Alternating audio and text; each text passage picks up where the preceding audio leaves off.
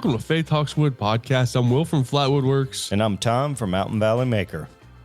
And we're a podcast about, well, building faith and talking shop. So really excited about today's episode. But Tom, I know you and I have talked about it a little bit, but man, I got the deal of a lifetime this weekend. And I'm so excited about it. I've been like a kid on Christmas.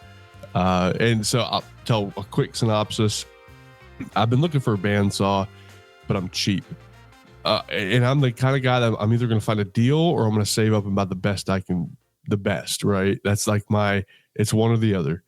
And so I was on Facebook Marketplace, man, and this guy had an old Craftsman 12-inch bandsaw, like a upright, has its own stand, cast iron top and everything. And he had it listed for $125. He was about an hour away from me. And I was like, you know what? That's a pretty good deal. And so I messaged him. He still had it. That was Thursday. And I said, I can't come until Saturday morning, but I can be there as early as 7:00.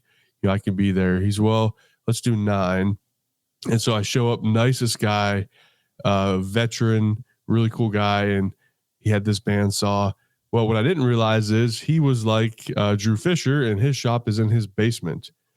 Gorgeous shop. He's got 12-foot ceilings down there. And so really, really nice layout. But we had to carry a cast iron bandsaw up a flight of stairs. And I can still feel it in my upper back and like my wrists. But yeah, so then I asked him, I said, hey, if you ever want to sell anything else, I'm always looking for deals for tools and stuff. He says, well, matter of fact, I have a drill press. Well, I sold my drill press when we moved from Tennessee back up here to Pennsylvania. And it's just a cheap Harbor Freight drill press. And I said, well, let me check it out. And it was an old Craftsman again, cast iron, really well built, good shape. He takes care of his stuff. And he wanted a really, really good price for it. And I shot him an offer a little bit lower than that since I was already there, and he took it. And so, man, I got 2 really nice tools for a really good price. And this whole weekend, every second I get, kids are napping and stuff, I'm out there. And I posted like 5 reels in the last day on Instagram just to me messing around with the stuff. But yeah, man, that was a really good find. It's fun when you find stuff like that, and it kind of invigorates I want to be out in the shop. And so I should have spent some time cleaning the shop and getting some space made and making some room and stuff. And so the shop is cleaner, and I've been making stuff and just wanting to get out there and just mess around. And so that's been really fun. And aside from sicknesses going around this whole week in our house, my 9-month-old had it, and then my son had it, and then I had it, and then my wife just got over it. Just kind of like a head cold, but like you feel miserable. So I end up taking time off of work, and it's just miserable. But all good now. I sound like crap, but I feel fine. But how has your week been? Oh, man. So my mom was here for the last 2.5 weeks. We put her on a plane on Thursday, fly back home. And then literally an hour later, a friend of mine from North Carolina that we used to be part of a little group that we would carpool from North Carolina up to, West Virginia to go snowboarding. And so we've stayed in touch with one friend, and my daughter loves her, so it's kind of like her snowboard mom, I would call her. But she flew in literally an hour after my mom left. And so she's here with us now. We've been snowboarding every day. And so, yeah, it's been a good week, man. And it's been snowing up on the mountain. We've had powder up there every day.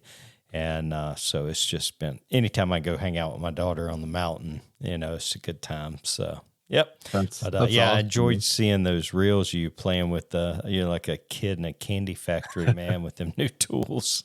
Well, what's funny is my wife, unbeknownst to me, because she stays at home with the kids, and so she can order stuff and get it, and I never see a box or anything.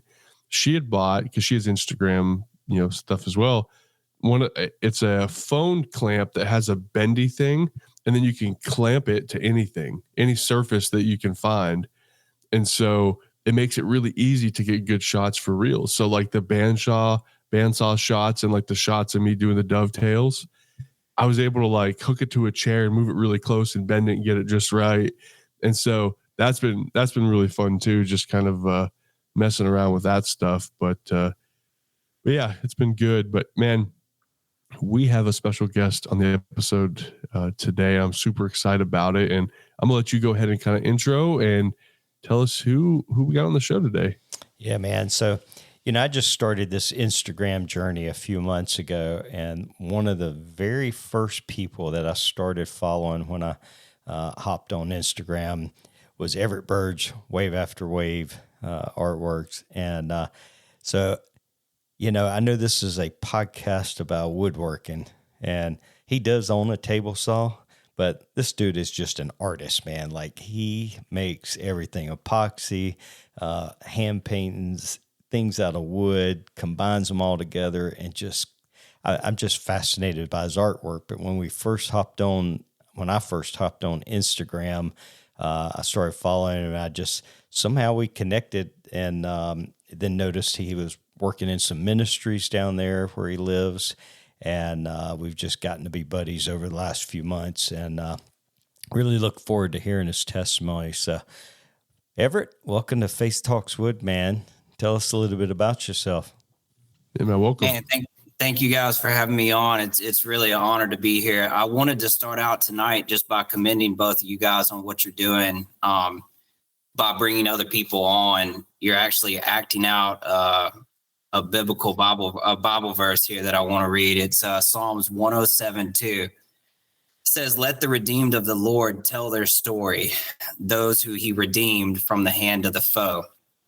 What you guys are doing is actually allowing people to act this Bible verse out. You're allowing people to come on your podcast and share their testimony and share what God has done and share how God has redeemed them from the hand of the foe.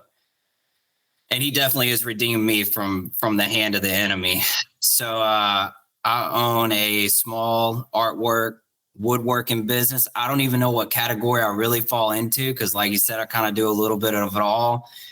But I named it Wave After Wave Artworks. And the name comes from, throughout my life, God has poured wave after wave of grace over me.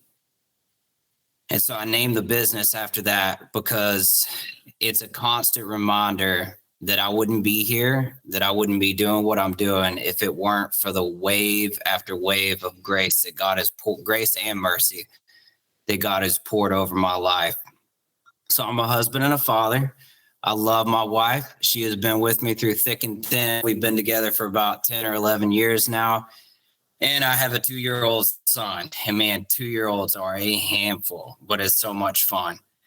I'm an artist and a woodworker. I work in ministry, and I also have a small handyman business that kind of fills in the gap where the ministry doesn't cover. And man, I'm just a Bible-toting, holy rolling, born-again believer in Jesus Christ, man. I just love Jesus. I've been brought from the pit. I've been brought from the darkness. I've been on both sides of the fence, and I know who my Redeemer is. And I'm grateful every day for what God has done in my life. Well, brother, and that's awesome. Tell us about your story about how you came to know Jesus and how he redeemed you. Yeah, and I also love, I'm sure through it, hear a little bit about the ministry that you work in. I'm really interested in that as well. So tell us, man. Well, just tell us, who are you? All right, so we're going to start back with me as a young kid. So as a younger child, I grew up in a really, really godly Christian home. I have no excuse for going the way I went. Like, my parents taught me about the Lord. They did everything that they possibly could do to lead me in paths of righteousness. And as I got a little bit older into teenage years, I just had this driving desire in my heart to be different than everybody. So I lived in this little town of 10,000 people, little redneck town in Arkansas of 10,000 people called Stuttgart. And I did not want to be like everybody else. So I ended up with a mohawk and piercings and wore like black clothes and like all of this this wild appearance, and looking from the outside in, you would have looked at me and you probably would have made a judgment off of me and been like, I don't know about that guy. But the reality was that I still had a heart for the Lord at that time. God didn't make me to fit in the box. Like some of us, God did not make to be in a box. We're meant to be wild. We're meant to be creative. We're meant to be out there. And so that kind of overflowed into my appearance a lot at my younger years. And as that kind of progressed, I remember sitting down with the worship lead, with the youth pastor in my church. And I was a worship leader at the time. And the youth pastor basically told me, he said, man, I'm sorry, but we can't put you on stage if you look like that. And I was the worship leader for the youth group. And there was a lot of other stuff going on too that was kind of pulling me back and forth. But the Lord pointed out to me years later that was a turning point in my life where I basically walked out of that church building and I kind of just washed my hands of the whole thing. And I basically took that experience, blamed it on God, and said, God, if this is what you're like, I don't want anything to do with you. So it was really at that moment in time that I began this crazy journey that took and stole. It stole about 10 to 15 years of my life. So I get into partying a little bit, drinking socially, doing drugs occasionally, but it really wasn't like, it was just an occasional thing that I did with my friends. But as I started doing those things, my heart really left the Lord. My heart really left Christianity. I was just done with it. So at that point, I'm like, well, I know everything supposedly that God has to offer, and I want to try everything else. So I pretty much went wild and got pretty heavily involved in drinking and drugs. At that time, my parents did this last ditch effort to try to put me into a Christian college. And of course, I went to it because I was like, well, they're going to kick me out or I got to go to college. So I went to a Christian college in Springfield, Missouri. And I lasted maybe a month there before I started finding the wrong people. Because, my heart wasn't in the right place. So wherever your heart's at, that's the type of people you're going to hang out with. So I just immediately started finding the exact same friends that I had back home, went down the exact same path, dated a girl for a while. And then the girl and I ended up breaking up. And it was OV after that point. Because at that point, I was starting to deal with so much emotional pain that I would do anything and everything I could to bury that emotional pain. So I'd say after that breakup was when I really got a lot more heavily involved in doing drugs, smoking weed every day. You name it, you put it in front of me and I would have done it back then. So that kind of escalated and just spiraled out of control. I dropped out of college and I spent probably the next 2 to 3 years living from couch to couch, kind of hopping around. I've always had a job, but I really didn't have anything stable in my life. And I was constantly looking for drugs, people that were doing drugs, to hang out with them. So at some point, it definitely went past okay, this is something I do occasionally, to it being an addiction problem. And man, one of the hard things about addiction is that if you're an addict that can function, you really can hide it really well. And I was always an addict that could function. So even though I was addicted to drugs, or really just substance abuse, it really didn't matter what it was. Drugs, drinking, it didn't matter. I had a substance abuse problem, trying to hide the pain that I had inside. And because I was still functioning, people never really realized the extent of the problem that I had. So after a while, it got to the point where I couldn't really afford to do the drugs anymore. So I started drug dealing so that I could afford to do the drugs. So, and man, I was a terrible, terrible drug dealer. Guys, I can't even begin to explain how bad. I got robbed all the time. And now I look back at it and I'm like, that was really just the Lord, because if I had been a successful drug dealer, I'd probably be sitting in jail right now. It was really just the Lord that allowed me to be a awful drug dealer. I got robbed all the time. I was horrible at making deals. But, I pursued that path for quite some time. And I mean, like a couple of years of like heavy drug use. And I was at work one day, and I was living with a couple of guys at this point in time. So at this point in time, living with a couple of guys, and all three of us are drug dealing out of the same house. Like we weren't going to get caught. We got three different sets of traffic coming through. Dude, we thought, I don't know what we thought. We were young and dumb. So of course, we eventually pop up on the radar because our neighbors are noticing all this traffic coming through our house. So eventually our house gets raided. When the house gets raided, I was at work, both my roommates got arrested. I show up, I get home from work to SWAT and the ATF surrounding my house. One of my roommates was in school to be a pyrotechnician, so he had like these little bombs that he had made sitting around the house. So the ATF got called because they thought we had the house booby trapped and like all of this craziness. So it really like escalated the charges too.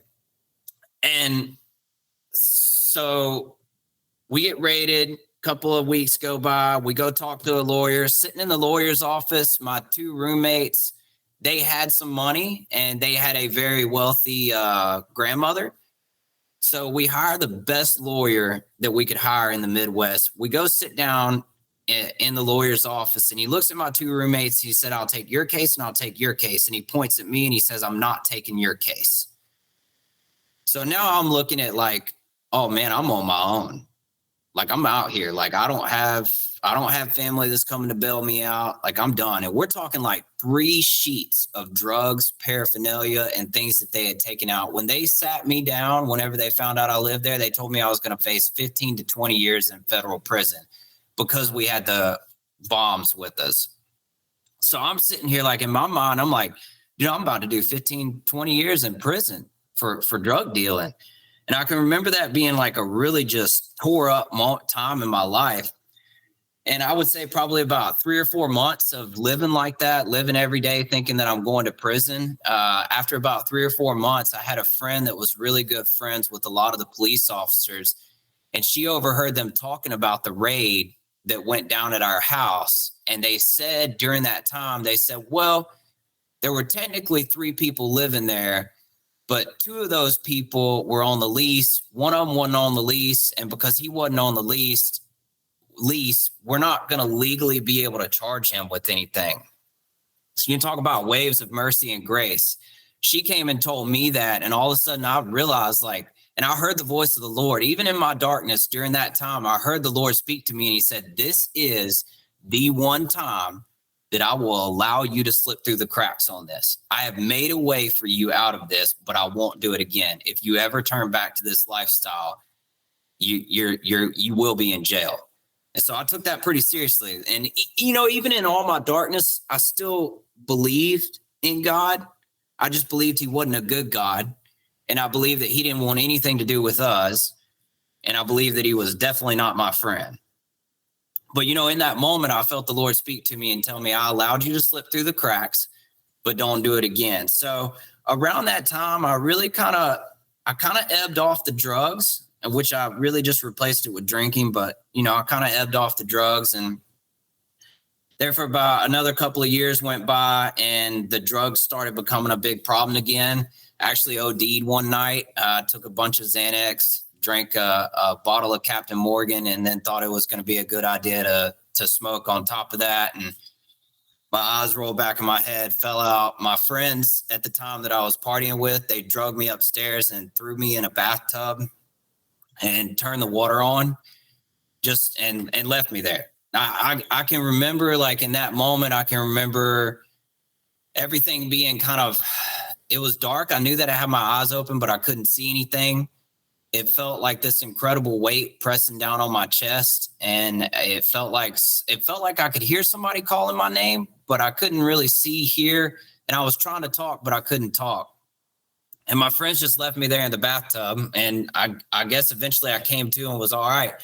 But I woke up the next morning and it never even fazed me. Like I OD'd, almost died. My friends almost left me to die. And it did not stop me for 1 second. It didn't slow me down. It didn't stop me. I was joking about it the next day. Like I tell that story so like the darkness and the deep the deep barrel that I dug myself into, and my total oblivion to it too. Like I just had no idea, or just never like stopped to think this is what you're doing to your life. You OD'd in a bathtub last night and your friends left you there to die potentially. And the next day you're making jokes about it. Like, dude, normal people don't do that, but it just never seemed to faze me. So around this time, I start thinking like, I need to get out of this town. I need to move. My sisters had moved down to Gulf Shores, Alabama. So I came down here on vacation. Right before that, I met my wife at a party. And so I meet my wife 1 month before I move here. I tell her like, hey, I'm about to move to Alabama, but I really want you to move down here with me. And man, my wife and I's testimony is a whole nother insane story. Just how God orchestrated everything, even in our darkness, for us to be together. So I end up moving down to Alabama. I moved my wife now down here. And for a while, because I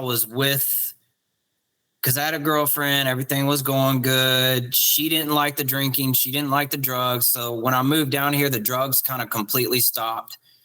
And the drinking slowed down a lot. But over time, probably a span of about 8 years, it would get really bad. And then my wife, Jessica, would throw a fit about it, and I would cut back or hide it or slack off a little bit, and then it would get really bad again. And we would just go through this cycle over and over again. So when I first moved down here, I'm on the beach, and I grew up as a skateboarder, man. I love skateboarding, and that's probably where some of the wild clothes came from, but I love skating. So when I moved here, I started skimboarding, which is kind of similar to a skateboard. It's just on the beach. And I met this guy. His name is Jeremy Fields. And dude, he was just a really nice guy. And a lot of like the surfing and the skimboarding can be a little territorial. And if you're not in the crowd, you might get shunned for a little while till you work your way in. But this dude just off the bat just started loving on me. And then I kept meeting people over and over again on the beach, skimboarding or just out walking or whatever, that kept inviting me to this thing called Frontline Ministries. And then, so 2 or 3 guys invite me. I finally go to a Frontline Ministries, and I realize that Jeremy Fields is the guy that runs Frontline Ministries. So I went to one of their Thursday night meetings. It was on the beach. It was just a little Bible study on the beach, and that was it. And man, that guy, I wouldn't be sitting here if it weren't for that guy. He started showing me that Jesus loved me, and there was never condemnation. There was never like, well, man, you need to do this and you need to do that. You need to get your life right. And it's not that he didn't have the boldness to tell me that, because he would in the moments that I needed to hear it. But the most important thing that he did for me was he just showed me that God loved me. And that's what I needed more than anything. I needed to understand the love of God. And so me and this guy, Jeremy, started building a relationship. And I want to say it was probably 5 to 6 years of him loving on me in the midst of my alcoholism, and just being a friend, just inviting me to go do things, invite me places. And he knew I was going to show up hungover. He knew that I was still, at this time, I was living with my current wife, living with my girlfriend. Like, he knew there was still so much darkness in my life. But yeah, for some reason, he just never gave up. And he just decided that I was worth pursuing and that I was worth loving on. And so he continued to pursue me. So obviously, my addiction continued to get worse and worse. It got harder to hide it from my wife. At one point, I bought a house. Jessica and I got married. I got promoted at the job. I was in the restaurant industry for about 15 years before doing what I do now. And so from the outside looking in, it really would seem like everything was coming together for me. But the inside out was this vicious cycle of alcoholism. When you're an addict and you don't want to be an addict, I didn't want to be an addict. But when you're in that place, you wake up every day and you say, "No, man, I ain't doing that today. I'm not drinking today." And then you go to work and you're hungover and you feel like crap and you mess something up and your boss tells you messed something up. And so at this point, you're like, well, I failed at my job. And then you come home, you're hungover, you don't feel good. You do something that your wife doesn't like, and then she's upset. She's mad at you for drinking the night before, whatever it is. It's this vicious cycle of failing. So by the time you get to the end of the day, you're like, well, I'm just this big stinking loser, so I might as well go ahead and get a bottle and drink. And I did this day in and day out for probably, 8 years without taking a day off from it. So, and when I say alcoholic, I mean like fifth of whiskey a day, if not more than that. It was not a couple of beers or a couple of shots. It was a full bottle of whiskey every single day, which I'm sure you can imagine what buying a full bottle of whiskey every day will do to your finances. So add that into the failure too. Now I'm like $10,000 in debt because I'm putting all my bills. I bought a house, but I'm putting all my bills on credit cards because I'm drinking. I'm drinking away every bit that I make. And then eventually it got to the point where I got demoted too. And so my finances are a wreck. I get demoted at my job from being the general manager just down to being the assistant manager. My boss, man, that poor dude, he's like, I don't know what to do with you. He's like, some days you come in here and you're awesome, and other days you come in here and you stink. He's like, I don't want to fire you. I don't want to do this, but I can't trust you with my restaurant anymore. So he just, he made the move that he had to make.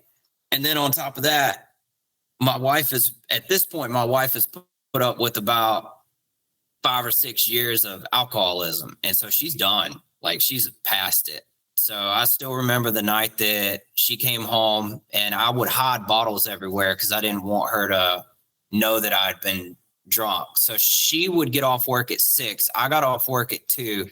Between 2 and 6 o'clock, I would drink a fifth of whiskey and pass out before she got home. That way, when she got home, I could wake up an hour after she got home, and I would be somewhat okay enough for her not to be able to tell that I'd been wasted earlier that day. So she came home one day, and I drank way, way more than I normally did. So I was still passed out. I never even knew she came home. I woke up to a note on the table that said, "I'm done and I'm leaving, and I want a divorce." She had found a bottle that I had hid in a dresser, and she knew that I was lying to her again about the amount I was drinking, and she had just reached a point where she was over it. She didn't want to deal with it anymore. So she left. She went to my sister's. I remember reading that note and just knowing that I'd completely destroyed everything. And then I remember going and getting a bottle and getting drunk again because I really had no hope. There was something that always held me back. The one thing that always held me back, because my friend Jeremy would always, when I would call him, and I would call him every time something bad would happen, he'd be like, "Well, are you drunk right now?" I'm like, "Yeah." He said, "Well, just hit your knees and start praying." But there was the one thing that always held me back from turning to the Lord is I had reached a place because I had tried everything else that I knew to try to quit drinking, and I couldn't quit. So I was scared to try turning to the Lord, because if that failed and that didn't help, I was going to kill myself, because at that point I would have no hope. If God couldn't save me from it, then I had absolutely no hope, and there was no purpose for me to still be on this earth, and I would have ended my life. So that held me back for years, just being afraid that God wasn't who he says he is. So my wife has left. I I pretty much wrecked everything. No, man, this is a crazy story. So my wife leaves me. The next day she goes and gets her hair done. Her hairdresser is a Christian whose husband was an alcoholic. At this point in time, my wife didn't even believe in God. So she goes to this hairdresser. She's getting her hair done. She breaks down, starts crying, starts telling this hairdresser everything that's going on in her life about me being an alcoholic. And the hairdresser is like, hey, look, my husband went to jail for alcoholism, but it is not God's plan for you guys to split up. You need to support your husband. You need to love your husband through this. Like, there is a way. She said, my husband's sober now. There is a way for you to love him and to help him get through this. And it is never God's will for you to divorce your husband. Dude, I'm still married because of a Christian hairdresser who shared the gospel with my wife after she left me. She goes home from the hairdresser, gets on her knees and says, God, if you're real, I need you to speak to me. And he said, go home. And man, like, you can't cook that kind of stuff. You can't cook that kind of story up. Like, only God can orchestrate something like that. And what are the chances that the day my wife is done and she's leaving me, that she goes to a Christian hairdresser who happened to have a husband who was an alcoholic, who happened to have gotten sober, and they happened to have worked their marriage out. And now she's encouraging my wife to come home to me, even though I'm still stuck in the middle of my alcoholism. Oh man, you guys still good? Sorry, this is a long story. Oh, keep telling man, it. We love it. We love hearing how God works through, and that's good stuff, man. Yeah, keep it coming. I'm loving it. All right. So my wife and I sit down, we have a conversation. She said, I want to come home, but something's got to change. Something's got to happen. So, man, I remember that night. I walked out on my back porch. I sat down. I dusted my hands off and I said, okay, God, I'm done. Like, I can't do this anymore. I can't live like this anymore. I don't want to live like this anymore. I will do whatever it takes. Whatever you tell me to do, I'll go there. If it means I have to quit my job and go to rehab for a year and lose my home, lose whatever, I don't care. I'm done. Like, I don't have anything else left to lose. So take it all. I'm done with my plan. And man, I remember this peace coming over me, and I remember just the Lord starting to open up doors for me. From the moment I said yes, he immediately started to open doors. So there was a rehab program here that they did something for me that they've never done for anybody else. They basically opened up one of their halfway houses and said, look, you can come live here. You can come live here for 3 months, and you come live here. You'll still work. You can still pay your bills. You can do everything you need to do. But at the end of the day, you have to be here. When you're not at work, you have to be here. And so God miraculously opened up the doors for me to go to a rehab program that would allow me to continue working, a good Christian rehab program too. And I wasn't in a room with like 15 other guys, and half of them don't want to be there, so they're getting in trouble. I was with 3 other guys that had already spent a year in the program, and they were on fire for the Lord. It was a soft landing place for me. It was a great protective place. They were in my face every day to make sure I didn't drink. And it was just the perfect place. And it was only God that could move on those people's hearts to allow me to come live there without having been there through their program or anything. You know, they definitely took a risk on allowing me being there. I mean, I'm so grateful to Big Fish Ministries for doing that for me. And, man, I remember a week after I went to rehab, I went on a business trip. So I'm up in Tuscaloosa working for my boss at a new restaurant that he was opening up. And one of the nights that I was there, I went and I got a bottle and I sat down and I started taking shots. This is a week after being in rehab. I started taking shots, and about 2 or 3 shots in, I got up and I poured the bottle out, and I just felt like the Lord closed the chapter on that, closed the book on that chapter of my life. And I knew in that moment, as I was taking shots, I was like, man, this sucks. This ain't fun no more. I don't want to do this anymore. And I knew from that moment on, and this is within a week of me being in rehab, I knew that I was free. Man, I didn't have to struggle after that, you know? And I had everybody telling me that As long as you've been an addict, it's going to take 2 years for your brain to rewire itself. And it's going to take this happening and this happening. You're going to have to struggle and you're never going to be able to walk past the liquor section again and all this stuff. No, man, God set me free. Like God set me free. When I poured the rest of that bottle down the drain, I have not turned back to it one time. I've not thought about it. It hasn't been a struggle. It hasn't been something that's difficult. It's just freedom. The Lord brought freedom to me in that area. And man, we just took off from there, you know? So, man, I would say the first year. So that's my addiction. And that's me coming to know the Lord. And that's me giving my life to the Lord. He sets me free from alcoholism. And then I would say the first year of me being a Christian was pretty calm and pretty easy. I really felt like the Lord kind of cradled me. He really just, man, he just loved me that first year. He showed me how good it was to live for the Lord. I mean, I got friends that are still living on the other side of the fence, and I wish I could just grab them and shake them and be like, guys, you have no idea how good it is over here. You have no idea what it's like to live for the Lord. You have no idea how good, how sweet, how peaceful, how loving, how wonderful it is to just be in his presence and to just have that faith and that confidence and that peace and that love that he's there for you, that he's got your back. It's so much better than any alcohol. It's so much better than any drug. It's so much better than anything you can pursue in the world. It's amazing being on this side of the fence.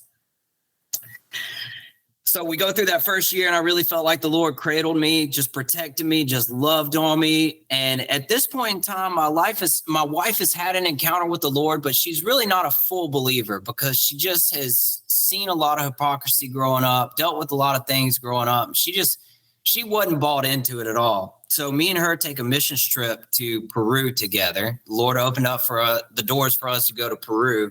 And the only way I can describe this trip was that we were like these two. I'm a brand new Christian. She's still on the fence. And we were with like all of these powerhouse Christians. And what ended up happening is we ended up getting around so much light that there was so much of the Lord being around these people that all of our darkness from our past life started getting exposed.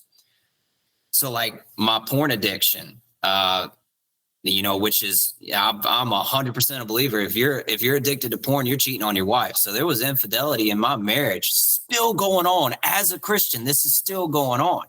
I still was addicted to smoking cigarettes. And man, the TV and the movies I used to watch, man, the music I used to listen to, there was so much purification that the Lord needed to happen. And on this trip to Peru, like God started pulling the skeletons out of the closet in our marriage. We didn't even like the marriage we had can't even hold a candle to what we have now because there was a lot of stuff that was in between us that was stopping us from having the marriage that God had designed for us. So we're going into our second year of me being sober. And man, I felt like all hell broke loose because when you're dealing with stuff in a relationship, when you're dealing with stuff with other people, it gets messy sometimes. And man, we're all broken people trying to figure things out. And through the grace of God, we can walk these things out and we can walk into healing and God can bring us to a place of having a good relationship. But especially in a marriage, man, when you got to deal with a bunch of garbage that you brought from the past and it's got to be dealt with one way or the other. It can get real tough real quick. And man, it got pretty hairy for us for a while. And man, I look back now and I really don't, other than another wave of grace that God poured over my life, there's no way I would still be married today. There is no way, not with how I was, not with all I put her through. There's no way. So we're like deal with these 6 months of like incredible turmoil in our marriage. And right when we start coming out of that, there's this huge hurricane that comes through. Hurricane Sally hits the Gulf Coast and we get 5 feet of water in our house. That we lost everything we owned in one night. And we had no idea that it could get like that. So this hurricane's coming in and my next door neighbor is like, man, you probably need to leave. This area floods sometimes. So my wife and I, not thinking that it's actually going to flood our house, we packed like a little suitcase with a few things and got our cats and left the house and went to my sister's house. We came back the next day to, it looked like someone filled our house with mud, shook it around and set it back down. Like the dresser was underneath the bed. There were couch cushions in the sink. Like 5 feet of water in your house and it's rushing water. Man, it's crazy what it'll do. So we lost everything we owned in one night. And we're sitting there like, oh, Lord, what in the world just happened? So, and then it gets even better than that. So when we start trying to get into the remodel process to rebuild our house, the city comes in and they say, hey, look, you have 50% damage done. You've been rezoned. Unless you elevate your home, we're not going to give you a permit to finish your home.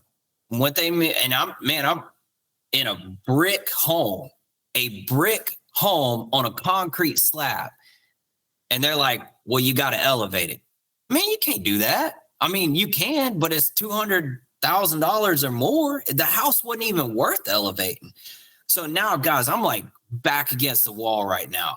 I'm sitting here with a home that I owe $170,000 on.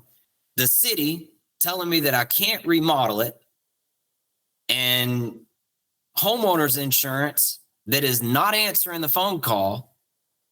And I just luckily happened to have purchased flood insurance.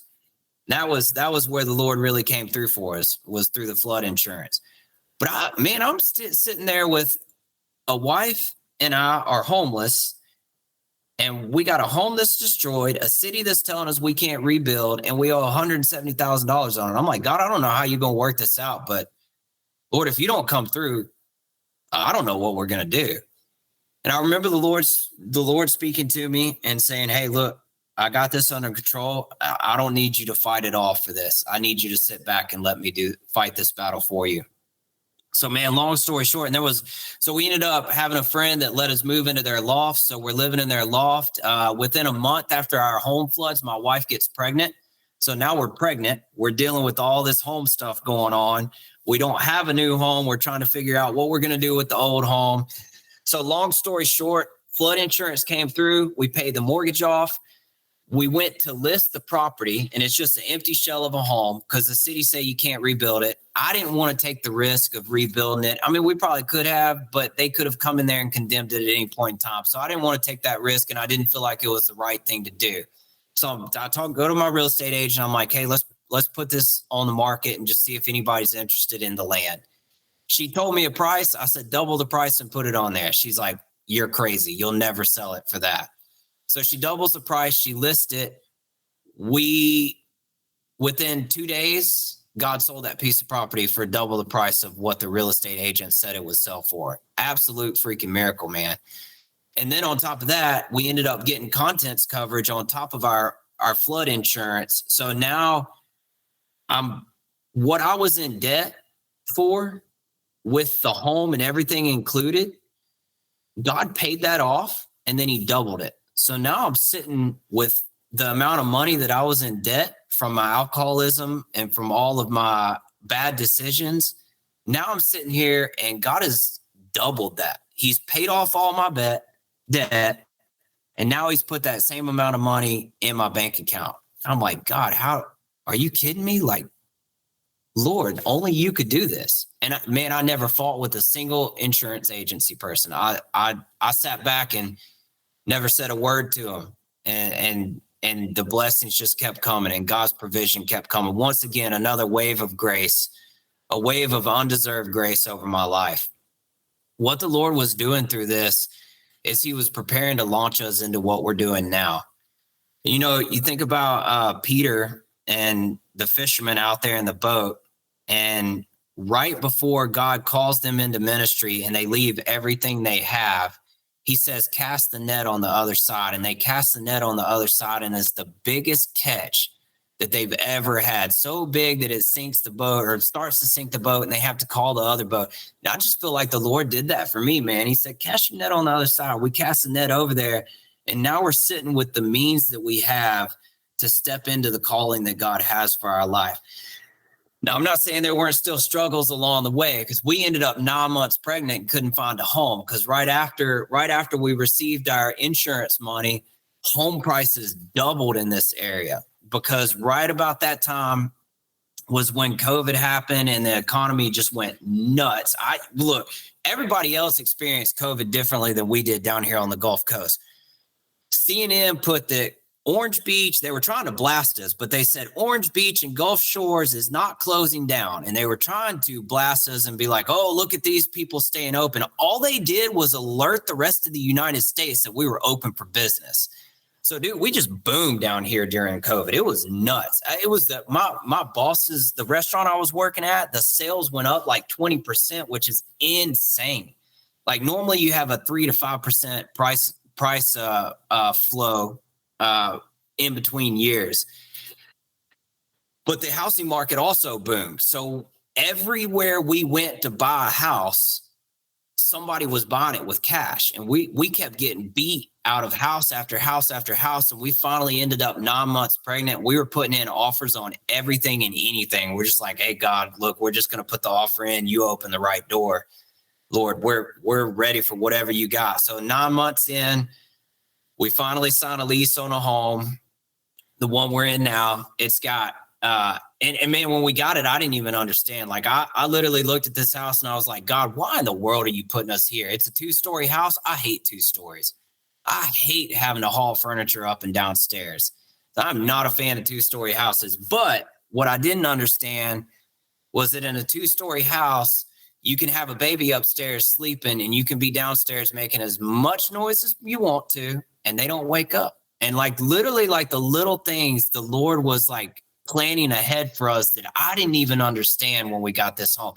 And the 2-car garage that I'm sitting in right now is detached from the house. There's a door that leads into the house, so it's not totally detached, but I can run all of my power tools in here all night long, and I don't wake up my wife or the kid, which is incredible because the only time I have to work in the shop is late at night. So, man, like God was just been faithful to line everything up. So we move into the house, we have the baby. I'm driving to work one day, and God says, quit your job. And I'm like, all right, well, Lord, I don't know if you knew this, but that's not how this works. I'm supposed to have a different job lined up, and I just had a baby, and I just bought a house. I can't just quit my job. And God's like, look, I'll give you the next step after you do this step, but I just want you to quit your job first. So, dude, I walk in, I called my wife. She's my discernment. I got the discernment of a billy goat, dude, which is a good thing. My wife is good. The Lord gave my wife a double portion of discernment because I ain't got none. So I call my wife. I'm like, hey, I think God's telling me to quit my job. What do you think about that? She's like, go for it. Do it. So I walk in, been working for the same guy for 9 years. I walk in, I call him in the office. I sit him down. I'm like, hey, man, I'm putting in a month notice. I'm going to be leaving the restaurant business, period. Like, I'm not going to another restaurant. And he's like, well, what are you going to do? I'm like, I have no idea. He's like, well, are you nuts? Have you lost your mind? Because you just had a baby, you just bought a house, you can't just quit your job. I'm like, look, man, I know when my Father in heaven speaks, and I know that I'm hearing this right, and I know that I'm supposed to quit my job, and I can't tell you what I'm supposed to do. And man, I spent about a month sitting on my couch seeking the Lord, like wondering, okay, God, what's it going to be? What's it going to be? And after about a month, Jeremy, who has continued to love on me, continued to be a faithful friend to me. I've gotten definitely a lot more involved with Frontline Ministries by this time. He comes to me and he's like, hey, man, I think you could start raising the money, and I think you could probably jump in this ministry thing with me too. So my wife and I prayed about it, and she was on board with it. I'm on board with it. So we joined Frontline Ministries. We're still in the process of raising support. Frontline covers right now, we're about halfway there. So Frontlines covers half of our monthly bills, and the other half of our monthly bills, I basically do whatever comes my way. Whatever God sends my way, that I'm faithful to put my hand to the plow and do whatever he puts in front of me day to day, which makes for a crazy schedule. But man, that's another story there. But anyway, so 2 years ago, we joined Frontline Ministries. Frontline Ministries is a young adult ministry. We have a pretty heavy focus on addiction recovery, We work with a lot of guys that are previous addicts or whatever, but we use sports like surfing or wakeboarding or snowboarding or skateboarding. We use these sports and we use different activities. We take trips with guys. We use these different activities to really pour guys in. When Jeremy came to know the Lord, when he gave his life to the Lord, he was with a group of people that, like, he was just like, man, I just wasn't meant to sit in the box. Like, I got to get out and do something. And man, you can have a lot of fun being a Christian. And that's what a lot of these guys that are drug addicts, that's what I needed as an alcoholic and as an addict. I needed something to get my blood pumping. I needed something to get me out there and get going. Like, I was not meant to sit at a desk. Like, I was meant to go wild. I was meant to wild out. So man, surfing a 15-foot wave, that's right up my alley. And if I can do that, and on top of that, I can be sharing the love of Jesus with this guy that's just got out of rehab. And now I've got him out there surfing with me, and I'm getting to minister to him. I'm getting to show him, like, hey man, this is your next step. This is what's coming next. This is how it works. You know, I've walked through this. I know what addiction's like. I know what's coming next for you. So man, let's build a relationship. So what we do is, the best way to describe it is, it's relationship evangelism. I think there's definitely something to being able to shoot a shotgun shell out in a crowd with a bunch of seeds and hit a bunch of people. But man, when you gain a voice into somebody's life, you open the doors for not just a seed to be sown, but a seed to be sown and for it to be watered and for it to take root and for you to watch it grow. And dude, like, Jeremy spent 5 years investing in me, and now he's getting to watch me, the seed that he planted, turn around and duplicate that in the next guy's life. And my goal for being in ministry, my heart for being in ministry, is that I can turn around and do it in someone else's life, that I can change somebody else's life like my life was changed. No, I think it only takes one person out of a family to change the entire direction and history of a way a family can go. And for me personally, dude, I don't ever want to see any of my kids experience what I experienced or go where I went to. And man, I get to wake up every single day. And my son, my 2-year-old son, he ain't never gonna know me as an alcoholic. Man, he will never see the darkness that used to live inside of me. He gets to wake up and he gets to see his dad seek the Lord, read his Bible, pray, run after the Lord with all his heart. And that's all my son is ever going to know me as. He's only ever going to know me as a man of God. And if I can do that in somebody else's life, if I can be an impact in someone else's life to where their kids say, man, my dad pursued the Lord. My dad was a good, godly man. My dad loved the Lord more than anything. Then I will have served my purpose in being in ministry, even if I can just do it in one person's life. So yeah, so that brings us up to date right now of we're running in ministry. Oh yeah. So a year after I joined the ministry, I'm working on a side job one day and I'm driving home and God says, what do you really want to do? Because the way the ministry works, you always have to have a side job. The way our ministry works, you always work kind of a side hustle. You know, we're still employed through the ministry, but we still do our own thing. So I'm driving home from work and I'm like, well, Lord, I'd really like to have a artwork and a woodworking business. A few months later than that, somebody gave me a bandsaw, a drill press. A couple of months after that, a joiner came in, and then a small drill press, a planer, a small table saw, and then the latest thing that the Lord gave me was a big Delta table saw. And I had watched after that prayer of like, well, Lord, I'd really like to have a woodworking and artwork business. I've literally watched the Lord send me everything I needed to do it. And I haven't hardly had to buy a single tool, which is incredible. Once again, another wave of grace and mercy over my life that I don't deserve. So that's kind of, Yeah, that's my story in a nutshell, and I'm so sorry that it took Man. so long for me to get through it. Brother. No, have you listened to our podcast? We had to split Drew Witt's episode into two, so we're not afraid to have conversations, man. Sweet. I love it. So when you were talking, and I'm sitting here, and Galatians 5:1 came to mind, and so for freedom Christ has set us free. Stand firm then, and do not be subject again to the yokes of slavery. And Yeah. man, your story, your passion, it just that came to mind. And then when you said wave and mercy, we're starting in church this week, today Sunday, expository teaching, going through the book of Ephesians, and Paul's introduction to the church in Ephesus is that he prays that grace and mercy will be upon them. And man, that's so good. And one of the things, if you listen to the podcast, you probably heard me say it, and it just rings so true so often, is that sometimes you have to go through tragedy to see God's majesty. And I hear your story, man. And the crazy thing is, like, we have a lot in common. I never went down the path of, oh, you wrote it down right there. Yeah, man. I heard you say that the other day. I heard you say that on the podcast. I was like, oh, dude, I got to write that down. That was really good. But I didn't go down the drug alcohol path, although we grew up differently. My dad was a drug dealer. And if you listen to old episodes, dad was a drug dealer, mom was alcoholic. And so I did the opposite, is that I turned and revoked anything that had to do with it. And so, but I grew up, man, for 18, 19 years of my life, from a baby until I left the house.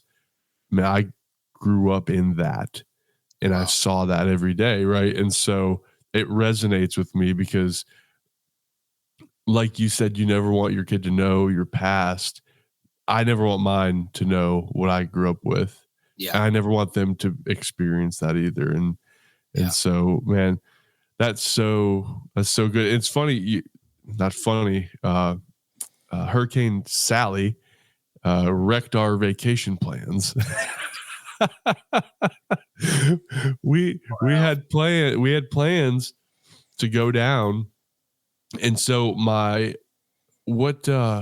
what month was that? Was that in May? Oh, man, I don't even remember. Well, all I remember, my wife was pregnant with our son. We lived in Nashville, and we were going to go down for like a last hurrah before the baby came, just to go to the ocean, just kind of have time to ourselves. And Sally ruined everything. I just remember that because I worked with a lady named Sally, and I was like, Sally, you've done ruined it. And so anyways, but man, that's crazy. And you were talking about like the 5 foot of water. After Hurricane Katrina, I did a mission trip 2 years in a row to New Orleans, and I saw that. I saw the exact thing, like the water line, man. You saw it in the I don't know if they did it there, but in New Orleans, on the outside of a house, right? So you'd be driving down a road, and you'd see the water line on the house, and then you'd see an X with a circle. And in the X, there would be certain numbers, and each number represented something. So how many people, how many found dead. And that was like a thing. And so you drive through these neighborhoods, and you'd see these circles, and you'd see ones that were like they found somebody in the house, or, all that kind of stuff. And so I resonate with that again. Like, man, I couldn't imagine having that happen. Craziness, but so good. And you rolled into your woodworking talk too. But Tom, what do you think about that testimony? It's like, I'm sitting here kind of, so powerful, man. So powerful. And that we all have different stories. That's why I love bringing on guests on the podcast, because your story is going to resonate with somebody else that our story would not, and vice versa. It's just, man, so powerful. But let's so you talked about how you God asked you what you want to do, and obviously we know now you have the artwork and woodworking. But dude, your artwork is so vast. Like you have paintings, you have epoxy. One thing that really stood out to me, and I don't even understand, so I want to kind of hear how you go about coming up with these ideas and doing them.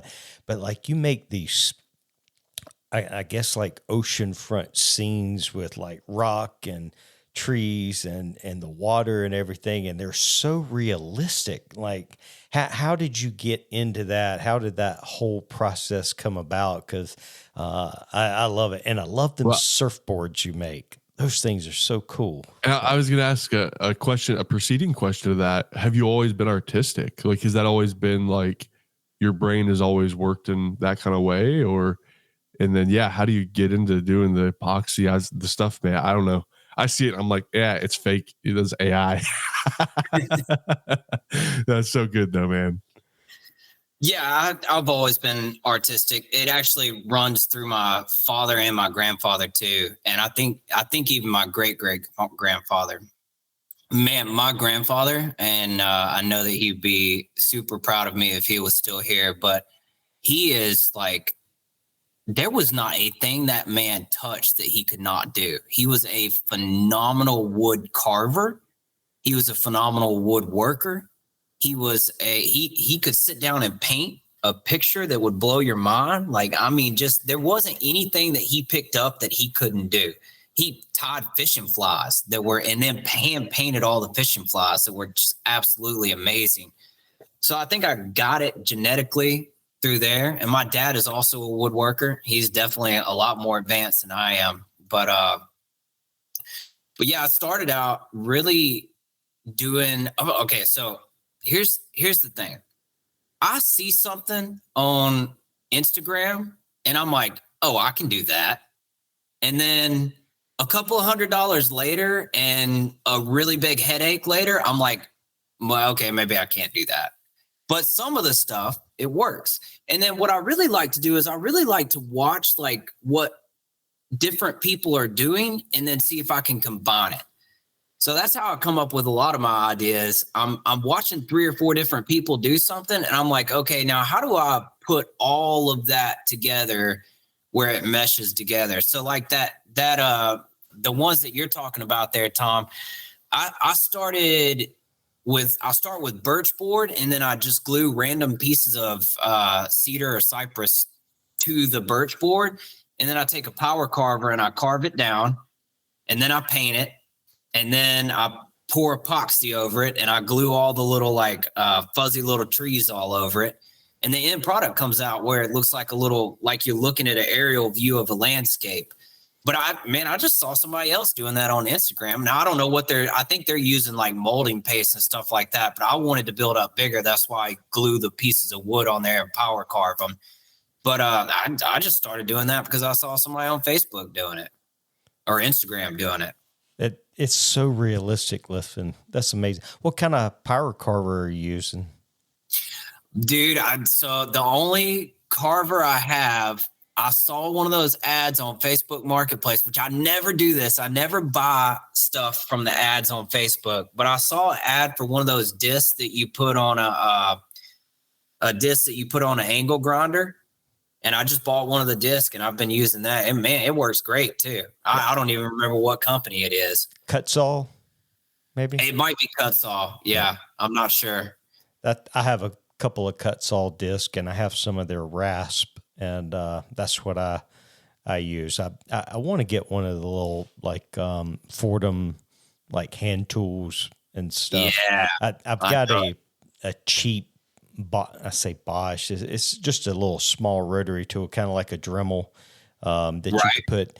But the problem is the battery doesn't last long. It's not very strong. But that's how I did some of the stuff that on the wood sign that I made him is with that. But yeah, very cool. But and then like those surfboards that you make, the little miniature surfboards, those things are insanely cool, man. So, but I saw you're making like big batches of them. So what do you do with those? Are you selling them, giving them away to ministry? What is it?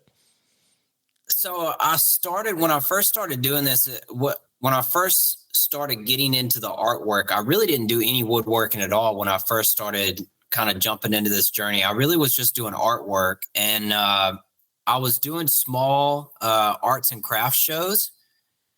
So the surfboards actually get a hook attached to them, and they're those tiki toss games. So I just use some old reclaimed barn wood, and I make the tiki toss games, and I'll pour the epoxy resin over the top. Because man, that it looks better than what your big box store is putting out. So I kind of batch those out, and those are probably one of my top sellers that I have.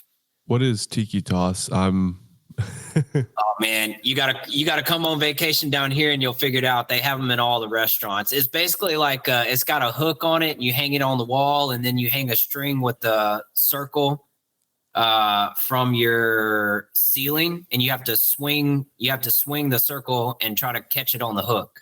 Oh, okay. I know what that is now. Gotcha. Okay. I don't know what it's called up here, but I didn't recognize it. Gotcha. Look, I had one lady buy 2 of them. She said, "I'm gonna hang my tiles on these." I'm like, "Ma'am, I don't care what you do with them as long as you buy them. It don't matter to me." Oh man. And then you entered that Maker Challenge Central where you made that chest that was just out of this world and sitting on the little wooden platform with the bells on. How did your brain come up with that idea, man? Like that was just so insanely creative. And I don't even think I could have come up with something like that, but how's that process go about? Man, I'm going to reveal all my secrets, and you guys aren't going to think I'm as smart as you think I am right now. But so that comes about. The original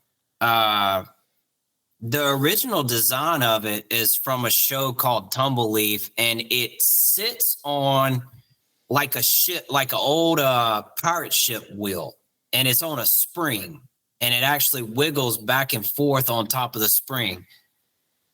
I ran out of time to make the pirate ship wheel, and I actually couldn't figure out how to get a spring that was big enough to hold it up and stick in the wood below. So it actually came about putting it on the piece of wood on like a little Lazy Susan thing with the piece of driftwood and the bells, because I couldn't do what I originally was going to do. So it kind of happened late night one night where I'm like, okay, well, I'm out of time and I got to figure something out. So what do I have laying around the shop that I can use to make this work? And I started finding stuff around the shop to make it work. So I kind of just stumbled across that, honestly. That's cool, man. Honestly, like half the projects that I do end up coming about. And I don't know if you saw the logo that I did for him, and I had this whole different plan when we did the logo swap challenge and ordered epoxy and everything. Anyway, long story, UPS messed up my plans. And then I was like, okay, I can't quit. And I just started going around the shop. Like, what do I have here that I can work with? And like, so sometimes I think that makes you more resourceful. And but I just absolutely love that project and that video you put together with your son in it. Oh my God, that was just, yeah, that was pretty sweet. Too cool, man. So so Tom talks about like, how'd you come up with the idea? How do you even do it? Like, that's the thing, like the skill and the realism that went into like that chest and all of that. I mean, it's so good. It's so good. Yeah, I don't have that kind of creative. It's funny enough, I don't have an artistic mind at all. Like I'm the worst at visualizing stuff. Like I can't draw. I can't do any of that. My wife can. She's extremely talented with that stuff, but I have a mechanical mind. And so I'll go out there right now and drop the transmission in my truck like that. Like my mind, that's how my mind works. Right. And so there's a lot of stuff with woodworking and all that I look at, I'm like, I don't even know how to comprehend that. Like, yeah, so that's so good. So in your journey of getting tools and stuff, is there anything shop wise that you don't have that you would like to have, or you like wish that you could get, or like CNC or something crazy like that, or what's like on your list? You nailed it. CNC. That's my next goal, is a CNC. Okay. So that's definitely for me to, I got a small laser, and man, I got like a little $200 laser because I was like, I just want to, see what it does. I have burnt that thing up. I've used it so much. And so I know that the next thing that I want to purchase is a CNC. And I actually was watching a review from Matt Outlaw, and I picked out a CNC that I want to get from one of the reviews he was doing, that he was talking about a CNC that was a good starter machine. But man, what I really want to do is have you seen the 3D carvings that guys are doing with CNCs now? Like the alligator coming out of the water, bro. Yeah. Oh yeah. Oh man, I would love to start doing some of those things. I think that stuff is so cool. And I know that I have the creativity to be able to design it. Now, I don't know what kind of technical skills go into using one of those things, because I'm not that tech savvy, but I think I could figure it out. Some of those guys, they power carve those, the alligator come up out of the table and stuff. So I know John Malecki tried mimicking it in one of his videos, and talk about, I can't draw, but then you go 3-dimensional on me. Nah, I can't visualize that. Man, I'm going to tell you what, with your artistic ability, that there's no doubt that you do amazing stuff with a CNC, but do you have a scroll saw in your shop? Ooh, man, don't get me started on scroll saw. I bought one off Facebook Marketplace, and it was a piece of junk. It is my problem child right there. Oh, man. Okay. So let me rephrase that. If you had a good quality scroll saw and you had like one of those Fordham hand carving tools, with your artistic ability, have you seen like Kendra Woodworks? Kendra's Got Wood. Oh my gosh. Like, and there's a bunch of people out there that do that type stuff, but the realism that they can carve is just fascinating to me. And then you have that painting. See, like that chest you built, the woodworking aspect of it, I could do. It's the painting, all the little touches of effects that make it come to life. That is just absolutely fascinating. But you could do some wonders with because you said your grandfather carved, dude. You put one of them power carvers in your hand, I would be amazed to see what you could do. I'm thinking about bringing him up here and giving him one of my chainsaws with the stump out there and see what he can. Oh man, there's a guy around here, and I don't know who he is, but like down the street from my house, there's these people have 2 trees they cut down, and they went in there and carved bears, so it looks like a bear standing up. Dude, and it looks so realistic. It's amazing, man. But there's quite a few of them in this area. I don't know who exactly is doing them all, but I'm fascinated by that stuff, how people can take a tree stump and all of a sudden, next thing you know, there's an animal, But I don't have that kind of talent. I'm more of a table saw, straight cut, miter cut, Man, on that chest I made, guys, if I showed y'all all the mistakes I made in that thing, I promise you could build it on the woodworking side, because there ain't nothing impressive about the woodworking side that I did there. I hid so much with caulk, and look, videos will hide some stuff too, but the painting aspect of that project, that's what saved the day for me. That's what made it as cool as it was, because the woodworking side really wasn't anything complicated, but the painting side, that really brought the thing together. It did. It really did. Well, man, so what's next? So let's do some shop talk. What you got next going on in your shop? What's your next big project you're working on? Oh, I really don't.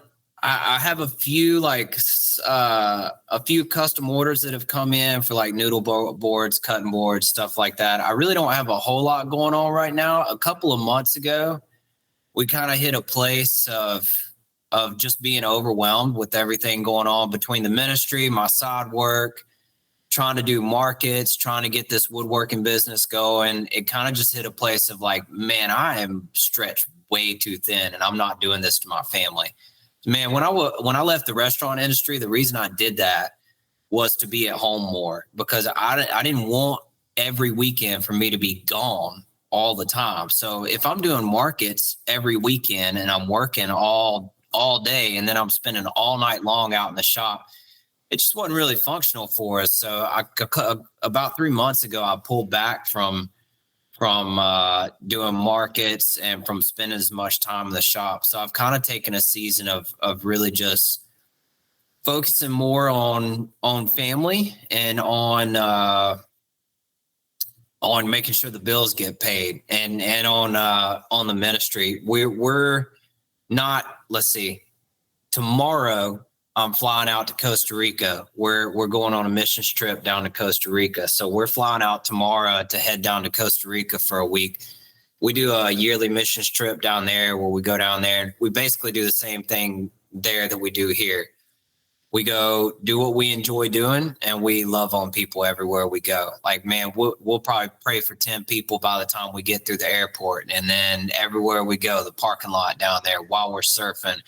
And we have a lot of families that we're serving down there too. We're buying like $3,000 something in mattresses that we're going to give to people that are sleeping on the ground right now. So kind of been gearing up for that, putting a little more focus really in the ministry than I have in the shop. But, a couple of small little orders have come in here and there that have kept me busy and kept me in the shop working. For me, the shop right now in the season that I'm in has really just been a place to come disconnect, turn on worship music and get with the Lord for a little while and make some sawdust fly.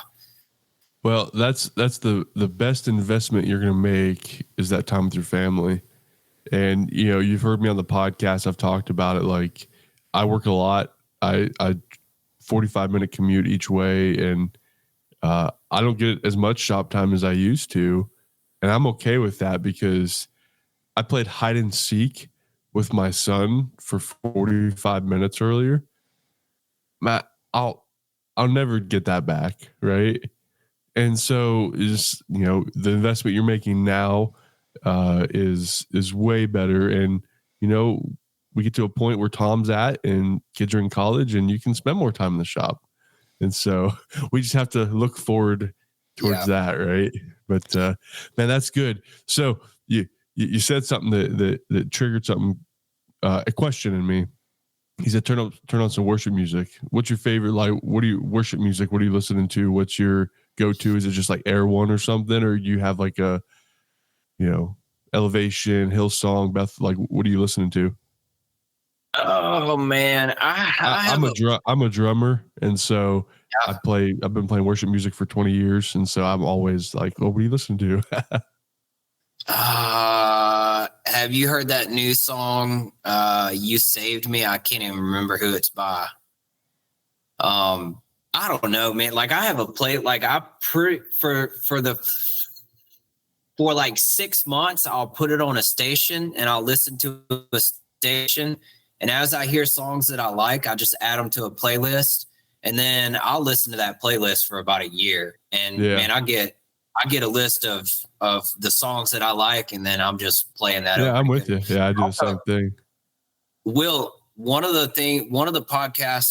earlier podcasts that y'all were doing, you were talking about how important it is to spend time with family, and that really, like, man, I just want you to know that really helped me realign some things too, and be like, man, I don't need to be out in my shop when I can be spending time with my family. So, man, if I'm out in my shop now, it's because my family's in bed for the most part. Right. It's same here.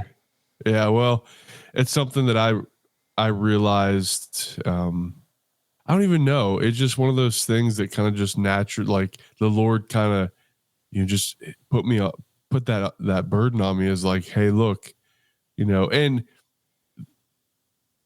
the shop for me is a release. I'm blessed with a good day job, supports my family, and I'm not out there trying to make money. And so for me, it was just a time for me to go And, Drew Witt has that saying, those who work with their mind rest with their hands, and those who work with their hands rest with their mind. And so I work behind a desk all day. I'm an IT guy. And so that was just one of those things. And, especially after we had our second child, and it's like, man, these years are going by fast.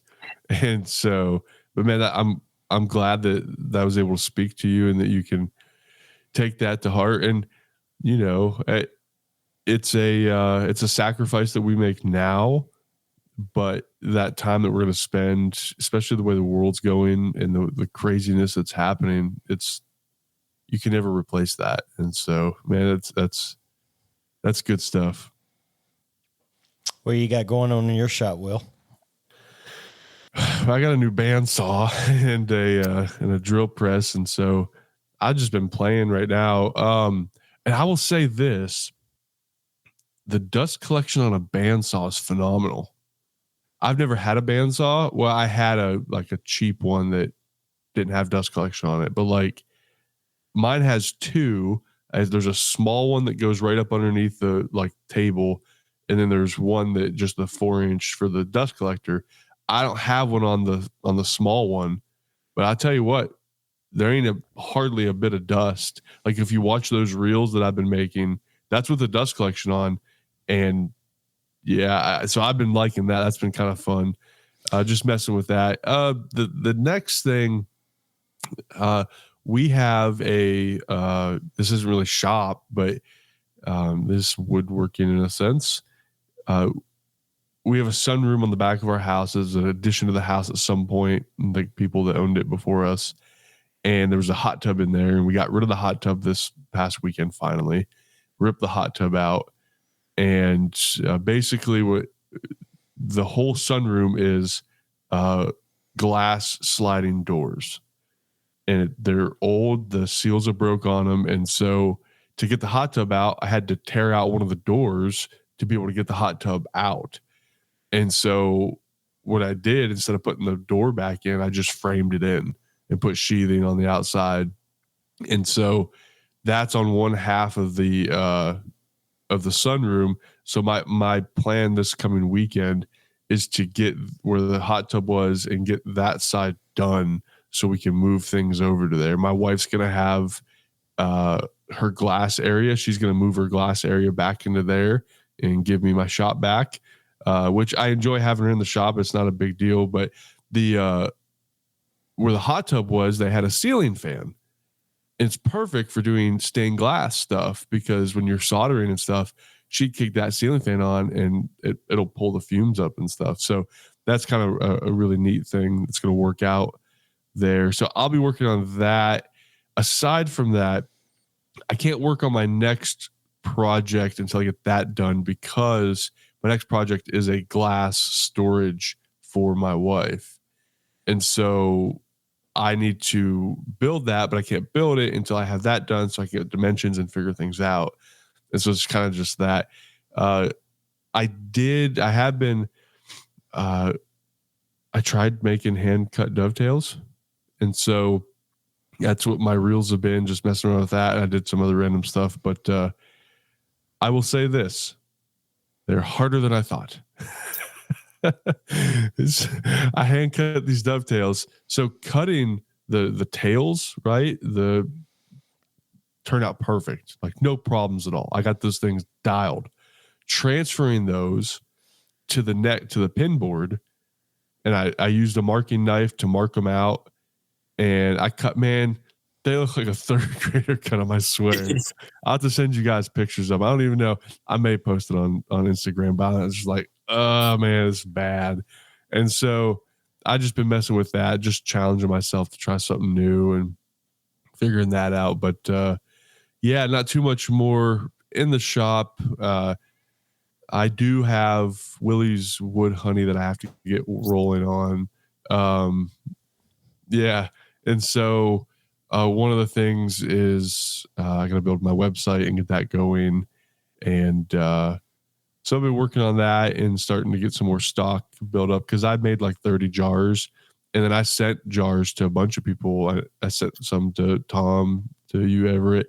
And so that's just been on that first big batch that I made and just sent them out to people just to test. And so, yeah, just working on that stuff and, work and all that. And like next weekend, so I work for a bank and we have next Monday off because they fly the flag. I'm not sure what holiday it is. President's Day or something. Martin Luther King Day. I don't know.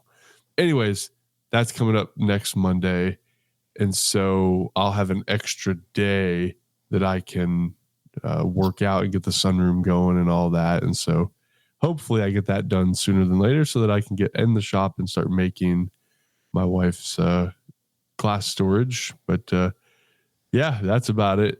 That's about it for me. We got about 4 inches of snow today and yesterday. So it's been real nice. Oh, that's right. You're down on the Gulf, man. I love snow. We were in Nashville for almost 6 years and I hated it because it was so hot, too humid. Now where you're at, you got the beach there and you can, be in the water and stuff like that. But yeah, I definitely like the snow, and Tom does too. He's up in Colorado, so he knows where it's at. But and I will say this though, I've been down to the Gulf three times. Man, the beach is nothing like them. I grew up going to like Virginia Beach and like what's that one in Carolinas? Outer Banks. Yeah. The beaches on the Gulf below those out of the water. There's the clear blue water and the sand, man. Man, oh man. I love me some Gulf beaches. So, but we definitely have pretty beaches down here for sure. And dude, I put that wood honey on every day.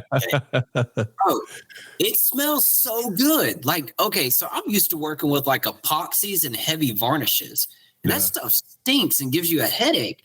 Man, you bust that wood honey open and you're like, oh man, this is great. I love using that stuff, man. I'm telling you, I put it on everything. So the cool thing is it's all natural. So you can put on cutting board, stuff like that.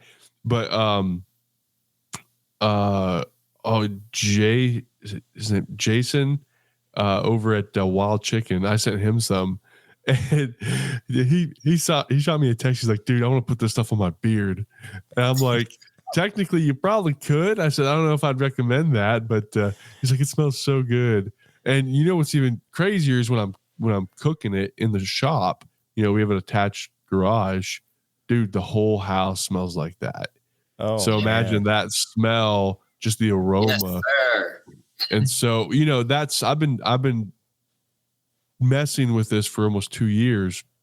My first few iterations smelled horrible.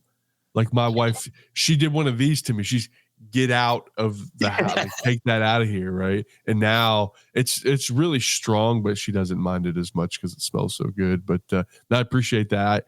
I've been sending it to everybody I know, just, test it. I want to hear people's feedback. I want to see, how it's working. And so far, I mean, it seems like people are loving it. Cause it's that, like you said, you work with polyurethanes and varnishes and epoxies and then you go to, use something like a Rubio or one of those, and it's just super expensive. And so you get mine and you can open it up and it smells good and it looks nice. And so I'm glad people are liking it. And it's one of those ventures that I feel the Lord has been really tugging at me and saying, "Hey, this is something, you got something here. I'm going to bless this." And so I've been trying to be diligent with that, balance work and life, and trying to be an entrepreneur and woodworking and owning a 25-acre farm and all that kind of stuff. So lots of stuff. But Tom, what you got going on in your shop, man? Well, you guys talked about spending time with your kids. Well, my daughter's 20 and, she's in college. She starts her senior year here this semester. And so she's been out of college for the last few weeks. And I did Christmas gifts and stuff, but I've not been doing anything but snowboard. And my daughter is out of school and I have been eating it up. So I'm sore. We went after church today. It was snowing on the mountain, nice fresh powder up there. And But she's working tomorrow, so tomorrow I'll get a little shop time. We have a friend here from North Carolina snowboarding with us, and then she goes back to school in a couple of weeks. I've got to get her desk finished before she goes back, so that's my number one priority. And then try to intertwine getting some more drawers and doors and cabinet doors done. I want to get all that. My goal is if I can finish my cabinets before we go to Workbench Con. I doubt that's going to happen. I'm just going to be realistic, but that's kind of the goal. So, but yeah, man. But everybody, I hope you enjoy these interviews. We really like having guests on the podcast, and I pray that these testimonies bless you, and that you'll share it with other people. And there's several different ways that you can support us here on the podcast. Number one, and most importantly, if you could pray for us. I pray that you pray that God would continue to bring us people like Everett to the podcast. And these stories are so powerful, and we have got about 8 more guests already lined up this year, and I pray there'll be a huge blessing. You can support us financially over on Patreon, and also if you'll go on Apple, give us a 5-star review, and it helps out a lot. But Everett, I just want to say thanks for coming on, brother, man. I have just absolutely loved following you and getting to know you this year, and love shooting messages back and forth that just brightens my day. But man, what a powerful testimony, brother. Absolutely. Hey, plug your Instagram, man. Where can people find you, Everett? What's your Instagram handle, and if you have an Etsy or a website or anything like that, how can people find you? I do have an Etsy, but I'm not very active on there. I gotta, because a lot of this, man, how do you ship? Like, that's what I want to know. How do you ship the stuff that you make? Because a lot of the stuff I make, the shipping on it is insane because it's so heavy. Because most of it's wood. Are you using like Shippo or anything? No. Yeah. So there's a website called Shippo. That's what my wife has an Etsy store, and she sells a ton of stuff. And so it's a site. It's free. You sign up as long as you don't sell more than like 500 things a month or something. It's free. And then what you do is you put in where you want to ship something, and it finds the best rates. Kind of like a flight, like Expedia, you can think, right? Something like that. It does that with shipping. And so like most stuff, again, we're shipping small stuff, but like a small 6x6 package that weighs about 1 pound to 2 pounds, I can ship anywhere in the country for about $5. And that's just because we use Shippo. It's a little bit more to go to Tom. I don't know what it is about where he's at in Colorado, but shippers do not like sending stuff there. It has to do with if you go to ship something to Denver, it would be a whole lot cheaper than shipping it to me. And the reason being because everything would come to Denver, then it's got to come over the Rocky Mountains into this small town. And so that's why. Gotcha. It's got to get over the mountains. It takes everything. Like if I lived in Denver and I ordered something off Amazon, it'd show up that afternoon. Yep. It takes, and when I lived in Fayetteville, North Carolina, I could order something off Amazon, and of course it was coming from Raleigh. I get it the next day. Here, it takes 5-6 days to get something from Amazon. Wow. Yeah. And part of that is, the Vail Pass is in between us and Denver. And dude, it's nothing for that road to get I-70 to get shut down with snow, so all that stuff plays a factor. Gotcha. That makes sense. Yeah. But I love it here though. So I'll deal with, absolutely. taking a while against stuff. Absolutely. So Everett, what's your Instagram? Okay, so my Instagram is Wave After Wave Artworks, and then you can find me on Facebook just under Everett Burge. And man, if I could leave you guys with one more thing, one of the things that I felt like the Lord has promised me is that He's going to restore the time that I lost in other people's lives through my testimony. And it's, I'm not one of those guys that say, man, everything happens for a reason. No, I made a lot of dumb decisions and I got myself in a lot of the situations I ended up. But I do believe 100% that everything that the enemy tried to destroy and use in my life to bring me down, that God is going to use that to build others up and to set other people free. So, man, I just hope that there's somebody out there listening today that will hear my story and say, hey, man, there's hope out there. There is a way out of this. Because, man, if I can make it through what I made it through and be married and have a 2-year-old son right now and be a follower of Jesus and have all of these things restored in my life, I promise you that whatever you're going through right now, whoever you are, that God will make a way for you too. And all it takes is you to sit down and be like, hey, God, I'm done. Lord, I'll do whatever it takes. I just can't do it my way anymore. So God, it's yours. And that's all it takes. There's no fancy prayer. There's no 10, a lot of times you think, well, I got to get all of this stuff right and then I can come to the Lord. No, dude, just come to the Lord and he will fix all of the stuff that you feel like you need to get right. So the Bible verse that I want to leave you guys with is Philippians 1:6. And this scripture says, being confident of this, that he who began a good work in you will carry it on to completion. He who begun a good work in you will carry it on to completion until the day of Christ Jesus. If you're listening to this podcast right now and you identified with my story and you feel that tug in your heart, God is beginning a good work in you. And look, it may take time and you may have to go through some stuff. But the Bible says that he will be faithful to see it through till the end. So if God is beginning a good work in you today, know that he's going to see you through. Know that he's going to see you through whatever situation you're in, whatever you're going through, whatever you're dealing with. So, man, thank you guys for having me on. It has been a huge blessing to be here. I've loved being able to build a relationship with both of you guys and just getting to interact with y'all and shoot y'all questions. Sometimes I bother the mess out of Tom. I have to ask him 150 questions in one day when I'm doing stuff. But man, I appreciate what you guys are doing, and thank you for everything. Thank you, man. Awesome. Thank you. Well, until next time, man, Everett, we appreciate you. And but until next time, I'm Will from Flywood Works. And I'm Tom from Mountain Valley Maker.